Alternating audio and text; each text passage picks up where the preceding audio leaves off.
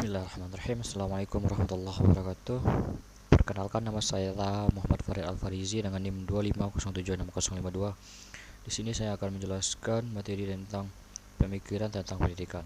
Pertama, pengertian.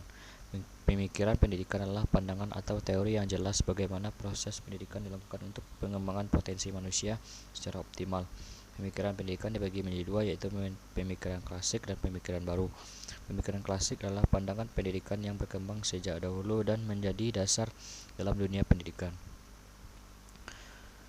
Pemikiran ini menekankan faktor bawaan lingkungan dan perkembangan alami anak dalam proses pendidikan. Yang termasuk pemikiran klasik yaitu empirisme, nativisme, naturalisme, dan konvergensi. Sedangkan pemikiran baru adalah pandangan pendidikan yang muncul sebagai perkembangan zaman dan kebutuhan peserta didik. Pemikiran ini menekankan pembelajaran yang efektif, kreatif, dan berpusat pada siswa. Contohnya adalah pengajaran proyek, sekolah alam, homeschooling, pendidikan instruksi, dan boarding school. Pertama adalah pemikiran klasik, empirisme. Aliran empirisme berpendapat bahwa perkembangan dan keberhasilan seseorang sangat dipengaruhi oleh lingkungan, pengalaman, dan pendidikan yang diterimanya. Yang kedua adalah nativisme. Aliran nativisme menyatakan bahwa perkembangan seseorang lebih banyak ditentukan oleh faktor bawaan sejak lahir. Setiap individu dianggap memiliki bakat, kemampuan, dan sifat tertentu yang berkembang dengan dirinya sendiri.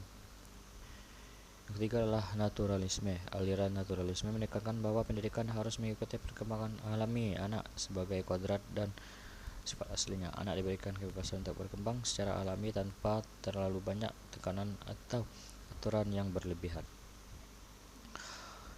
Selanjutnya adalah konvergensi. Aliran konvergensi merupakan gabungan dari aliran empirisme dan nativisme. Menurut aliran ini, perkembangan anak dipengaruhi oleh dua faktor sekaligus, yaitu faktor bawaan sejak lahir dan faktor lingkungan atau pendidikan. Selanjutnya adalah pemikiran baru, pengajaran alam sekitar. Pengajaran alam sekitar merupakan metode pembelajaran yang memanfaatkan lingkungan sekitar sebagai sumber pembelajaran. Dalam metode ini, siswa tidak hanya belajar dari buku, tetapi juga melakukan pengamatan dan pengalaman langsung di lingkungan. Selanjutnya adalah pengajaran berpusat perhatian. Pengajaran pusat perhatian adalah pembelajaran yang berfokus pada minat dan perhatian siswa. Dalam metode ini, siswa menjadi pusat kegiatan belajar, sedangkan guru berperan sebagai pembimbing. Pembelajaran disesuaikan dengan kebutuhan dan ketertarikan siswa agar mereka lebih efektif dan semangat dalam melakukan proses belajar mengajar. Selanjutnya adalah sekolah kerja. Sekolah kerja merupakan sistem pendidikan yang lebih menekankan praktik dan keterampilan dibandingkan teori saja. Siswa diajarkan untuk bekerja secara langsung agar memiliki pengalaman dan kemampuan yang berguna dalam kehidupan sehari-hari maupun di dunia kerja. Selanjutnya adalah pengajaran proyek. Pengajaran proyek adalah metode pembelajaran yang dilakukan melalui pengerjaan suatu tugas atau kelompok tertentu. Dalam metode ini, siswa belajar memecahkan masalah, bekerja sama, dan mencari solusi secara aktif. Pengajaran proyek membuat siswa lebih kreatif dan bertanggung jawab karena mereka terlibat dalam proses pembelajaran.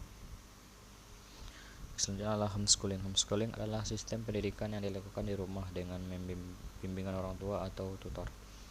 Pembelajaran ini memiliki jadwal yang lebih fleksibel dan disesuaikan dengan kebutuhan anak. Homeschooling memberikan perhatian pembelajaran yang fokus kepada siswa, namun interaksi sosial dengan teman sebagainya biasanya terbatas dibandingkan dengan sekolah umum.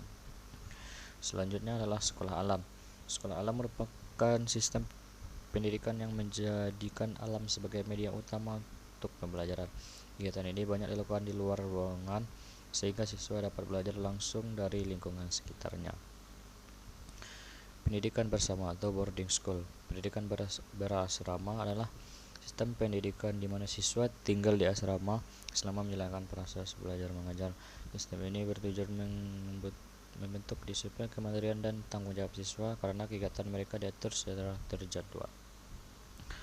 Pendidikan inklusi. Pendidikan inklusi adalah sistem pendidikan yang memberikan kesempatan belajar kepada semua anak tanpa membeda-bedakan kondisi fisik, mental, maupun sosial.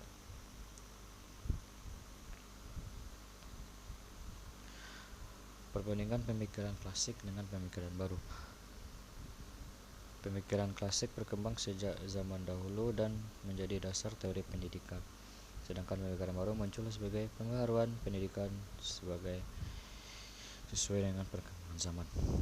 Pemikiran klasik lebih menekankan faktor bawaan dan lingkungan dalam perkembangan anak, sedangkan pemikiran baru lebih menekankan pembelajaran aktivitas dan kreativitas siswa.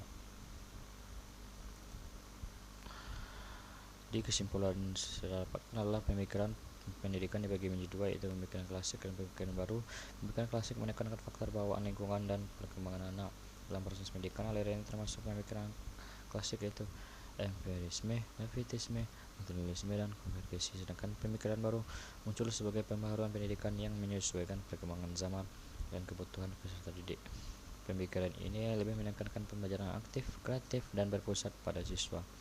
Kedua pemikiran tersebut bertujuan yang sama, yaitu meningkatkan kualitas pendidikan dan membantu peserta didik dalam berkembang dengan baik.